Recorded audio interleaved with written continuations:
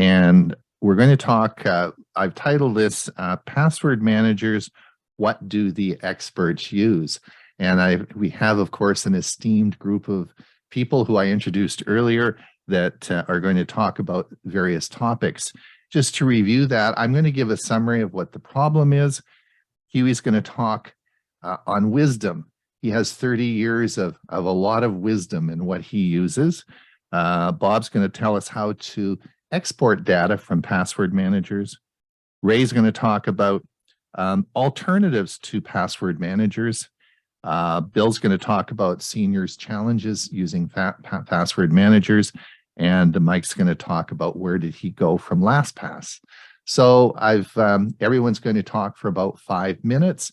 And then we're going to wrap it up, and probably we'll have a lot of questions in the Q&A. I wanted to start with saying that I want to give you a bit of an overview. Many of you have been shaken up with LastPass this past year.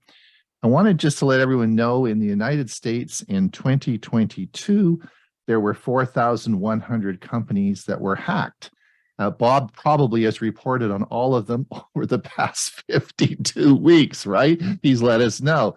So the fact that LastPass is a $200 million company, they have offices in most major centers around the world and over 1,000 employees, it's not unusual that LastPass would be hacked because T-Mobile, Verizon, AT&T all got hacked last year as well. So is LastPass any different than the rest of them?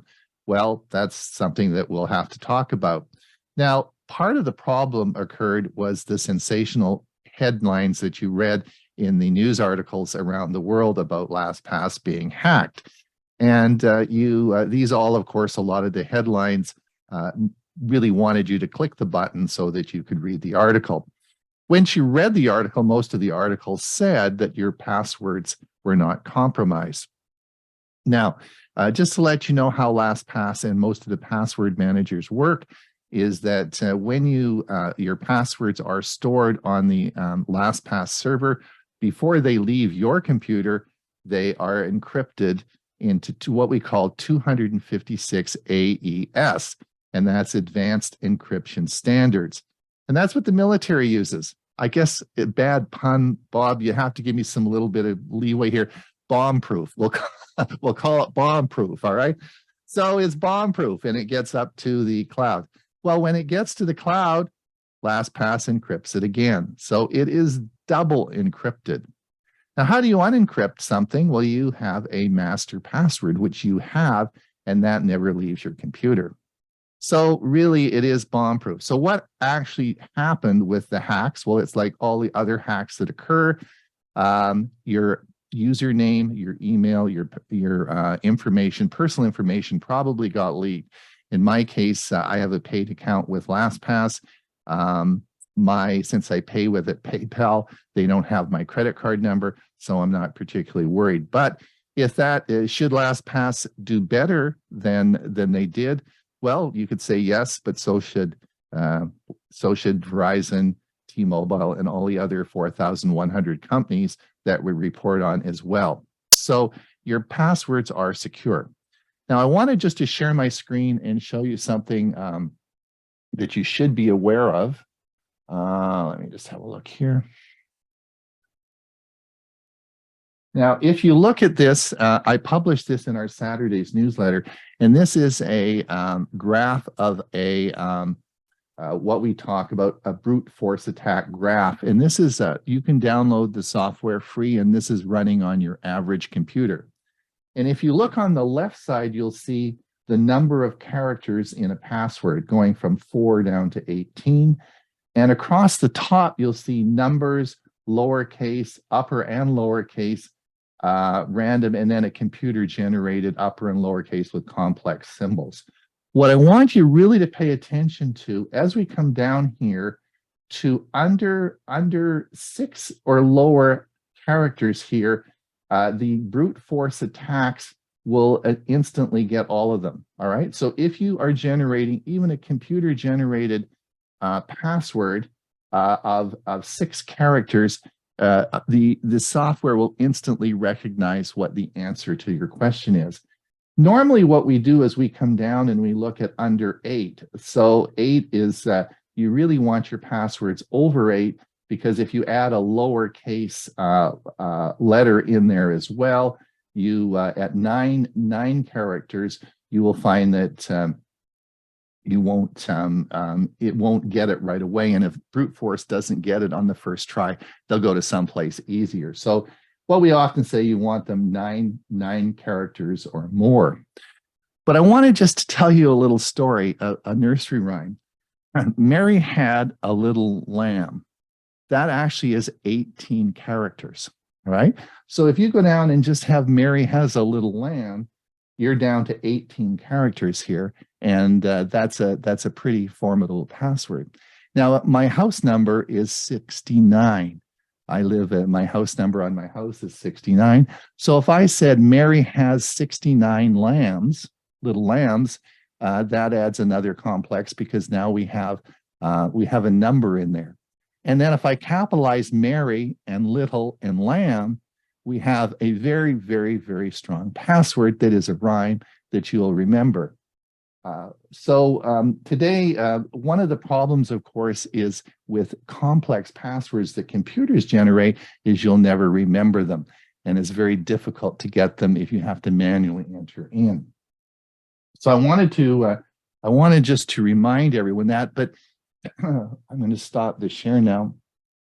The thing that you have to remember is that brute force attacks are not usually what hacks into your password management systems.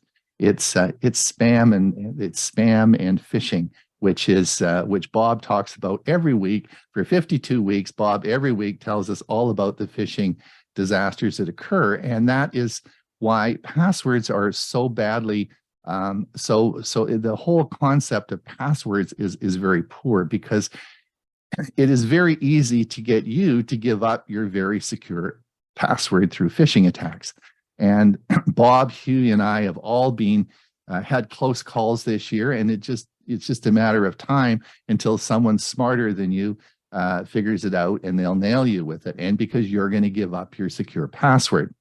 So in fact, it's very interesting. If I'm just going to share my screen again, if you just a second.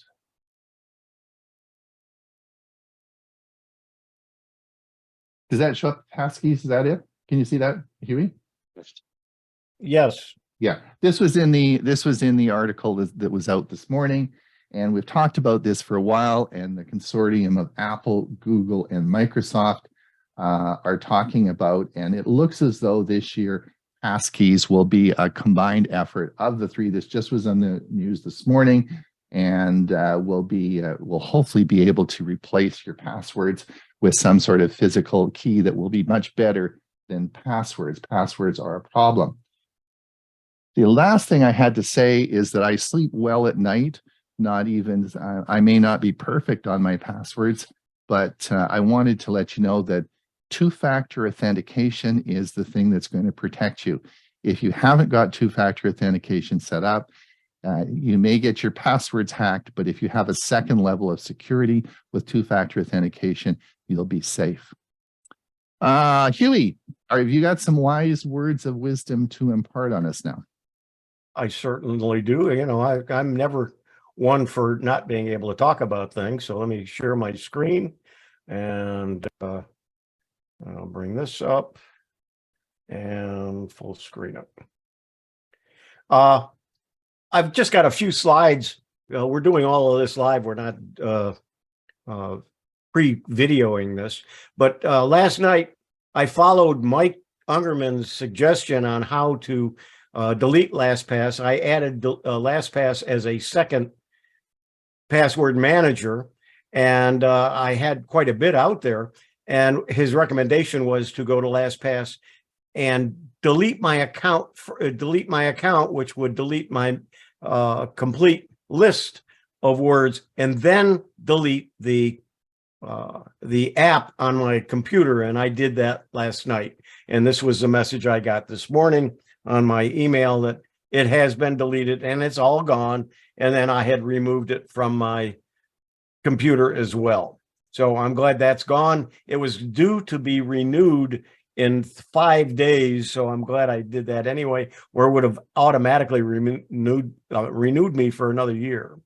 Okay, what I want to talk about is what I use, and I've been using it since I had a Palm device, which makes it before the year 2000. The program I use is called eWallet. Now, before I talk about this, what I would like to mention is many years ago, a very good friend of mine had me work on his computer. When I got to his house, he had no password to log into his Windows computer. And when it started up, it automatically started. He used RoboForm for his password manager. It started automatically. So whenever I went to any website, it just populated his information so I could log into any of his websites. To me, that was very dangerous. And I really was uncomfortable with that. Now, eWallet, which is the program that I use from a company called Ilium Software, ILIUM Software, that as I say, I've been using. I have it on all my devices, including my Chromebook, my Android phone, my iPhone, my Windows machine, and my Chromebook, if I didn't mention that. So I have it on all of the devices. It syncs between them, so I have the same information as soon as I add it. I have it on all my devices. This is the screen that I have. The latest version is 8.6.2 and so on. It's a couple of years since they've updated it. But it doesn't need updating. And this is what it looks like. I have 1,537 cards of information, 14 categories. It's a gigabyte, and I'm using version 13. It was created in 2020, but I look back and I have records of it since 2000. But I think I went back a little bit further than that. I just don't have a record of it.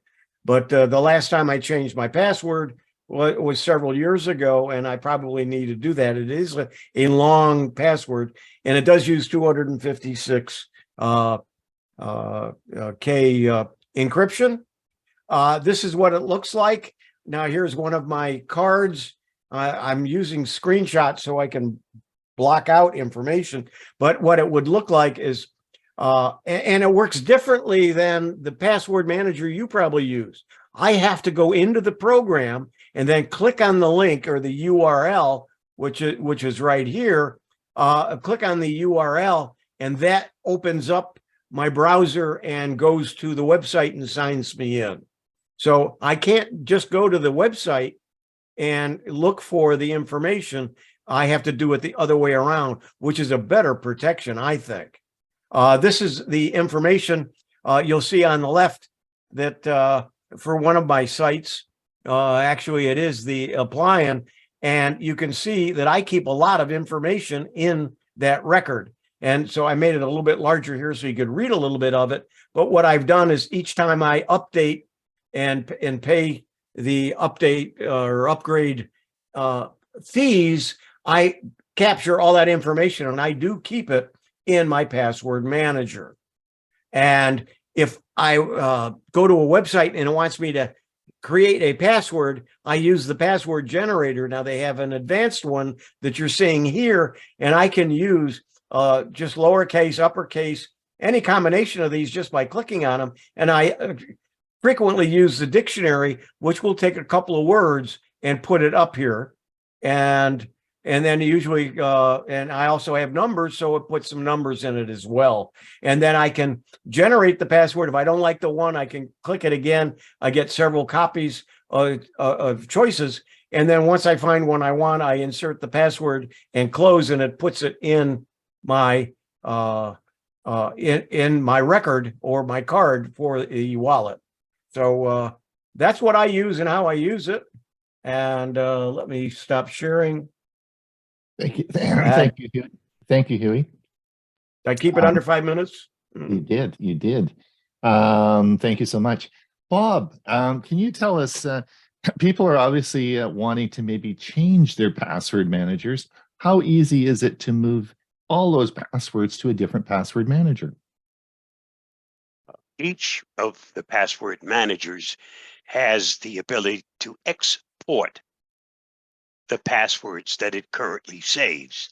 And before you change from one to the other, even if you're totally getting rid of the old one to put in the new one, the first thing you have to do is to export those old or those passwords that are currently being stored. Then it's okay to get rid of the old one. And because you'll be able to import those passwords into your new password manager. In all of the ones that I've been working with, they use the same method. CSV file is created when you export, and they import that same CSV file into the new password manager. So in essence, your new password manager has all the same passwords as your old password manager. Thanks, Bob. Now, Okay, I let think me it's share one more thing. Open my screen. And there is the instructions in case you decide to change from LastPass to Dashlane, which is what I currently use. I actually use Dashlane and one other one, but the instructions for changing from one to the other are exactly the same. Export your data from LastPass. Yeah, we can see your Right. okay. Okay. Will you put the link Okay. to that, Bob, in the you'll put it in the maybe put it in the chat. This is an image. Okay. Okay, I'll pass it along with the actual information. Okay, great. Bob, I think it's important that everyone also remembers that when you export that CSV file, it is very important that you delete that file because it is an unencrypted file and it sits on your computer. You don't want that file sitting around. So after you've imported to another password manager, you want to make sure you delete that CSV file. Or you can do one other thing, and that's to save it in a password protected folder. Folder, So right. if you wanted to keep it on and have another way of getting to your information, that's one way of doing it. But if you don't have the ability and don't want to go through that extra step, then yes, by all means, get rid of it. Get rid of it. Because if Right. somebody hacks your computer, they now have access to all your passwords. That's right. Thanks, Bill or Bob. Thanks, Bob. Ray, now what are some alternatives if you don't want to use a password manager? What do you suggest? Okay, I'm going to share my screen first here and let's see if that'll come up. Good. All right, password managers, to use or not to use? That is the question. So the need for passwords has been around since the beginnings of us using personal computers. It's a running joke that the word password is number 4 and numbers 1, 2, 3, 4, 5, 6 is number 1, continue to be the 2 of the most used passwords. Now, while they're easy to remember, they're also easy for the bad guys to crack. Thus, the need for a better way to manage our passwords. In 2020, it was estimated that the average user had around 100 passwords to remember. So it's no wonder that we as mere humans need an organized method to keep track. Okay, so what are some of the alternatives to password managers? Well, the first line of defense is not allowing sign-on access to your computer. Hewie mentioned that in his presentation a few minutes ago. So here's how I sign on. There's basically 4 computers in my house that I use pretty much all the time.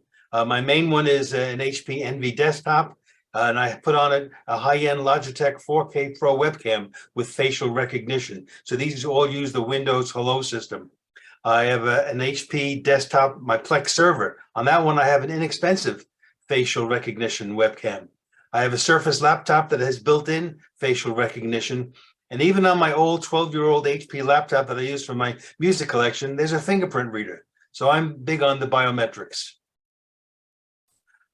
As you can probably tell, yes, I'm a fan of the biometric and predict this will be the method we all use to sign on to our computers in the not too distant future. Now, passphrases are much better than passwords. A passphrase is a sequence of words or other text, easy to remember, but uncommon group of 4 to 8 words. So while serving the same purpose of passwords, because they're typically longer, they're more difficult for the bad guys to crack. You can make them easy to remember and type, but at the same time, they can be complex to hack. So the longer the password, the harder it is to crack. Estimated that a passphrase includes at least 10 characters that contain numbers, upper and lowercase letters, and symbols. Will take the bad guys 5 years to crack, similar to what Ron was showing us on his chart. So a good passphrase is a fact that you know and it's easy to recall. So something like, I will graduate in 2023, or I live at 5,500 feet. Facts you know, but will be harder to crack because they're longer. Bad can be using names and numbers associated. So you don't want to use maiden or nicknames. You don't want to use phone numbers, addresses, or certainly not social security numbers. Two-factor authentication. Yes, I think most of us have probably used that. It verifies your identity by using 2 methods to confirm who you are. Something you know, which is your password or an ID number, something you have, the device such as a smartphone, and something you are, the biometric. While the intent is not to encourage using weak passwords, this process does add another level of protection. Now, passwords written in a notebook kept by your computer at home. Many people do that. I saw Dorothy put something in the chat box that she does that. So while it can work, this method can become a security issue if your home is broken into, or even worse, burns down. An alternative would be to keep your passwords saved in a password-protected spreadsheet. That way, a copy can be maintained in the cloud or on a flash drive kept in a location outside your home. And now, should you have your browser save your passwords? Most experts will tell you this method is not as good as a dedicated password manager, but it's better than using the same password for all your accounts. And now, a more recent feature with additional security protection requires the use of a master password to access the passwords being kept by your browser, thus making this more secure. So there's just 2 kinds of people in the world. Those who are security conscious and will take all the precautions necessary to protect the information that is important to them and their family. Then, of course, the other side of the folks who say that it is estimated that over 5 billion people in the world use the internet and the World Wide Web. So the chances that I'll be hacked are slim to none. And that's it.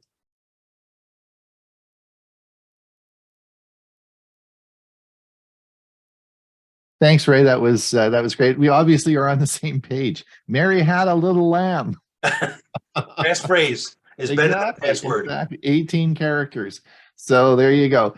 Now, Bill, seniors have a lot of trouble with passwords. And, what are some of the problems seniors have with passwords? Well, I didn't make a slide, but I do have some talking points. And most of the things that you've mentioned are some of the issues that seniors face. One is a difficulty, of course, for us all remembering multiple passwords. With the number of online accounts that we have, the temptation is to use the same password because it's easy to remember. So that's something that is a problem and it's a challenge. And of course, we have physical limitations. A lot of us are not really great typists, or we have arthritis or some other problems that keep us from navigating the keyboard. So having to type out a password can be difficult. And of course, that's why we're here, because we lack some of the technical knowledge. We may not be familiar with all the technology as the younger generations are, which makes it difficult for us to understand the importance of having strong passwords. And the other thing is that those capture puzzles that you see are hard and confusing, even with the audio assistance. Two-factor authentication and passkey requires a second registered device. And of course, the scam and phishing things, we can be led to disclose our passwords unbeknownst to ourselves, because someone like a technician comes to your home and says, well, I need your password to this, that, or the other. So those are some of the things that we as seniors face. Now, what we can do to help us is first train ourselves to be to know the importance of having a strong password. And I think both Ray and Ron and Bob both have mentioned some of the things we can do. Also, be aware of the very common types of scams that are around these days.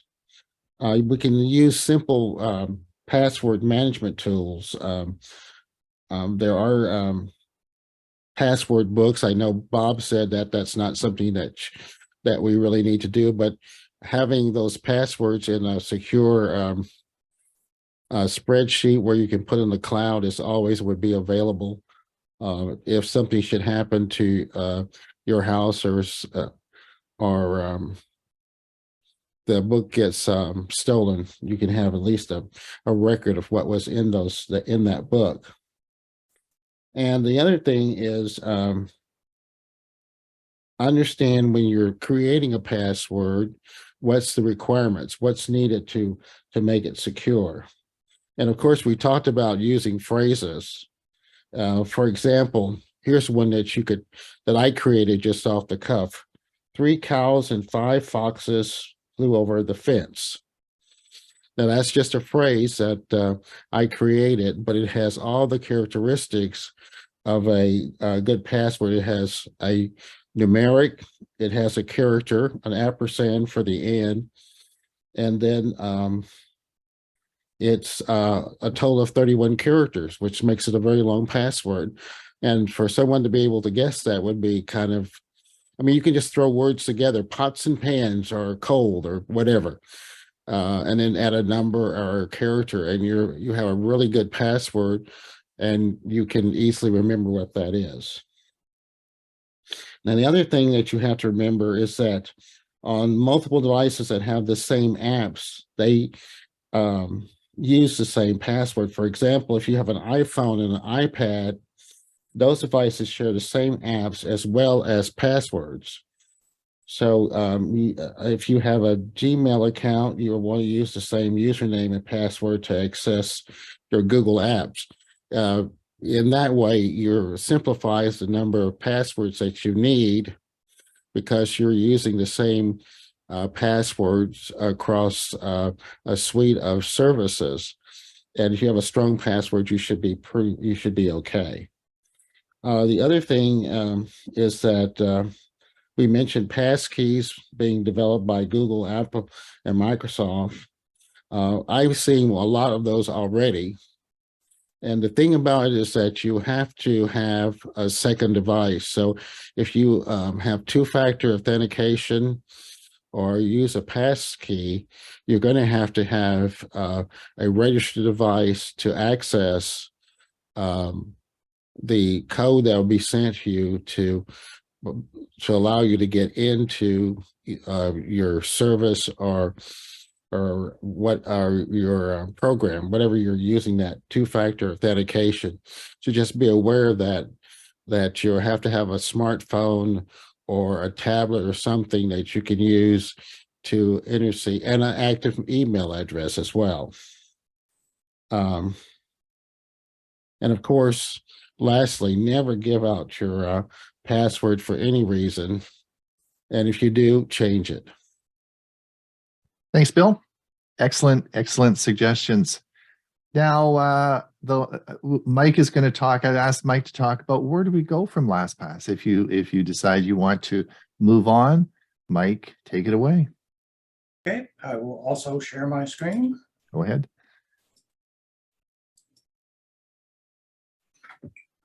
Okay, so as the title says, I switched from LastPass to RoboForm. Very early on, I used browser's password storage capability when it became available, but I was also a beta tester for RoboForm when it first came out in 1999 as a form filler, which was very handy, and then turned into a password manager as well. However, I switched to LastPass back in 2008 or 2009 when its interface with mobile devices, which was really much better than RoboForm's was. I was having a lot of trouble getting my mobile apps to take RoboForm's passwords. When the last fall, when the breach of LastPass made the news, I was probably one of the first to resist any changes because the company said that no master passwords had been compromised, and that implied to me that my vault data was secure. It was only until when the security experts, like Steve Gibson on Security Now, started talking about the fact that they discovered there's unencrypted data in my LastPass vault, including my name, my addresses, the URLs of my login sites, and my notes, that I just said, no, that's unconscionable, if not negligence. So an additional factor that these same experts also started talking about was the economic future of LastPass and its owned company, the company that owns them now, GoTo. And that if that company fails, those servers could be decommissioned and any support that I have online would go away. So I made the decision to export my LastPass vault data. I evaluated several password managers and I chose RoboForm. Why RoboForm? Because I had originally started with them. I still had my account in Vault, even though I wasn't using it, and I could easily update other password managers by importing LastPass data. At the same time, I was evaluating Bitwarden, but several features in Bitwarden didn't work for me. Maybe it was me, but I was looking for a standalone authenticator, which Bitwarden advertised, and I never was able to get it to work that way. And it too had failures to insert passwords in some of my mobile applications. Maybe again me, but it just wasn't consistent. And the one big thing with RoboForm was their statement from their security white paper that they do encrypt all vault data in a single file. And it uses that AES 256 algorithm. Here are some of the features of the free RoboForm. You get unlimited logins. Many other password managers in their free versions will limit the number that you can use. They also will log into applications, whether they're Windows apps or they're programs such as Skype, Quicken, or iTunes. They will fill in web forms. That's their primary feature originally. They'll manage your bookmarks for you. Their multiple platform support on Windows, Mac, iOS, and Android.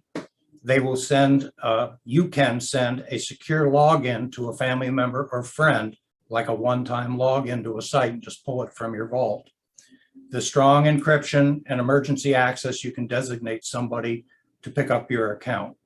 You can go to the RoboForm website, roboform.com, and drill down to the everywhere and see a comparison chart. The premium features, which I'm now paying for, 1 year at $17.95, and then 3 and 5 years are available. You can try them out with their full premium plan for 30 days, and it's refundable. Now with the paid plan, it will synchronize across all devices, give you cloud backup, 2-factor authentication. Even though it doesn't have an authenticator, you can put the codes in. You can have a secure shared folder among several people. You can grant emergency access to all your trusted contacts if you wish, full web access and synchronization across platforms, and priority 24/7 support, including live assistance with customer chat. This is a quick shot of my RoboForm screen on my computer. At the moment, their security center checkup is telling me I have an excellent score, but if you look on there, you can see that I actually have some compromised passwords. And what they will do is they monitor the dark web, and then they update your database with whether or not the password that you're using has been found on the dark web and it's been compromised. There are other password managers that do the same thing. Then I have some weak passwords, which I know about. I have some reused passwords that I've done specifically because I want to. And I still have 352 passwords that I'm going through from over 1,500 that I need to change to more complex passwords. So I've closed out my LastPass account. I'm deleting all unneeded accounts. A lot of those password accounts I just didn't need anymore. And I'm in the process of changing all my remaining password to complex characters using their password generator. Many sites will let you use that 31 character password length, but some of them won't. I've got a couple of sites that won't let me do longer than 8. Implement two-factor authorization on all accounts, which Bob G has said we should be doing. I'm using the Google Authenticator as an additional level of security. And just my own preference, I'm going to review and change my master password and RoboForm and sensitive passwords at least once a year.